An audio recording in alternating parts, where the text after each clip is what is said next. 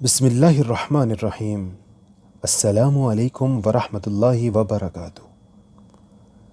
دونوں باپ بیٹی نے دبئی کے ایک ہوٹل سے کود کر جان دے دی تھی اور ان کی موت پر لوگ حیران پریشان رہ گئے تھے۔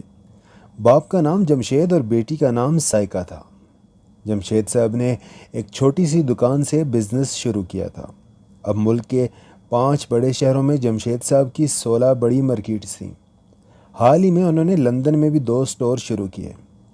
جمشید صاحب کی کوئی ادا اللہ کو پسند تھی جو اللہ ان کو نوازتا ہی جا رہا تھا، مگر جمشید صاحب میں ایک خامی تھی کہ وہ غریب لوگوں کو اچھا نہیں سمجھتے تھے، بلکہ متکبرانہ انداز میں کہتے تھے کہ یہ غریب لوگ گناہ گار ہیں، اس لیے اللہ نے ان کو مفلس رکھا ہے، یہ مفلسی ان کے گناہوں کی سزا ہے۔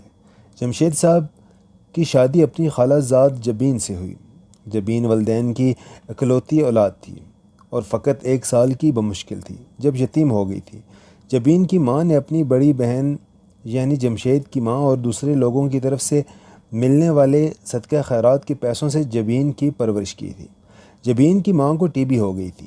پیسے نہ ہونے کی وجہ سے انہوں نے اپنا علاج نہیں کروایا اور خون تھوکتے ہوئے انتہائی تکلیف دہ حالت میں مر گئی تھی، مگر مرنے سے پہلے ہاتھ جوڑ کر اپنی چھوٹی بہن کو کہا تھا میری بیٹی کو اپنی بہو بنانا، اور ان کی بہن نے ان کی بات مان لی تھی۔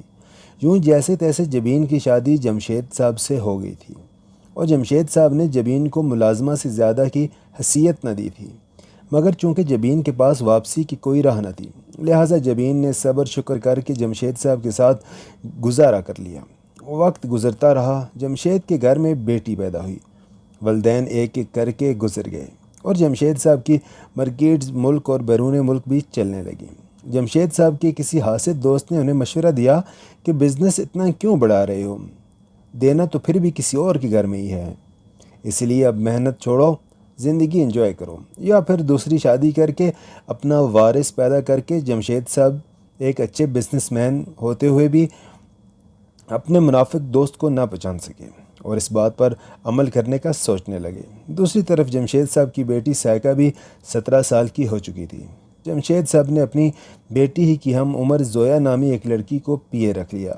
زویا ایک شاطر لڑکی تھی، اس نے جلد ہی جمشید صاحب کو شیشے میں اتارا اور لندن میں موجود مارکیٹس کی مینیجنگ ڈائریکٹر بن گئی۔ زویا نے وہاں کے ورکرز پر اپنا اثر و رسوخ بڑھا لیا۔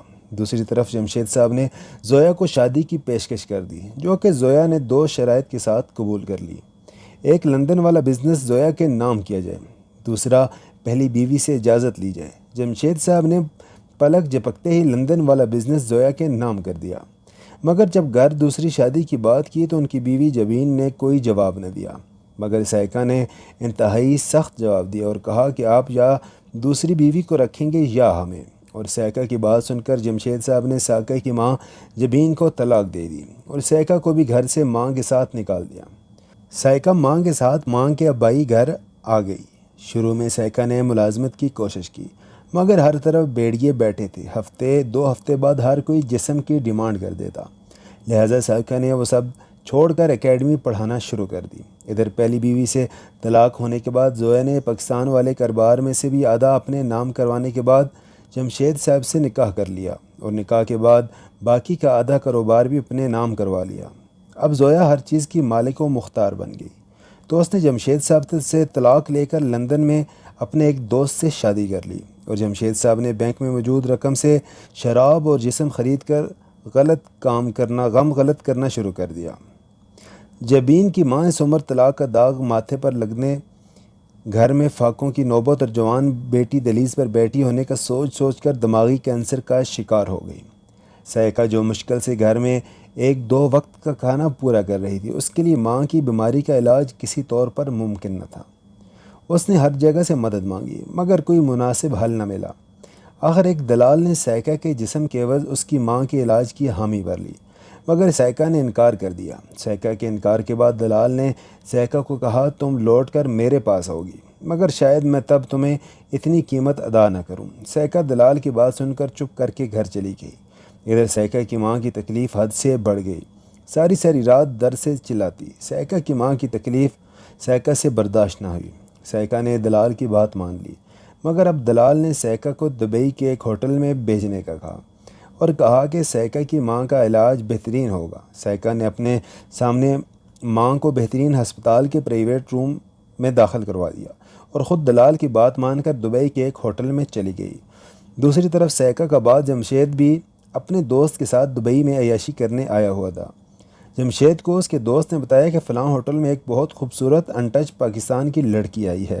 جمشید نے منہ بولی قیمت ادا کر کے لڑکی کو ایک رات کے لیے بک کر لیا، اور جب مقررہ وقت پر اپنے دوست کے ساتھ ہوٹل کے کمرے میں پہنچا تو سامنے اپنی بیٹی کو دیکھ کر حیران رہ گیا۔ دوسری طرف سائقہ نے بھی جب اپنے جسم کا پہلا ہی خریدار اپنے باپ کے روپ میں دیکھا تو سائقہ نے بھی زندگی کے مزید ستم سہنے سے انکار کر دیا۔ یوں دونوں باپ بیٹی نے اسی ہوٹل سے کود کر جان دے دی۔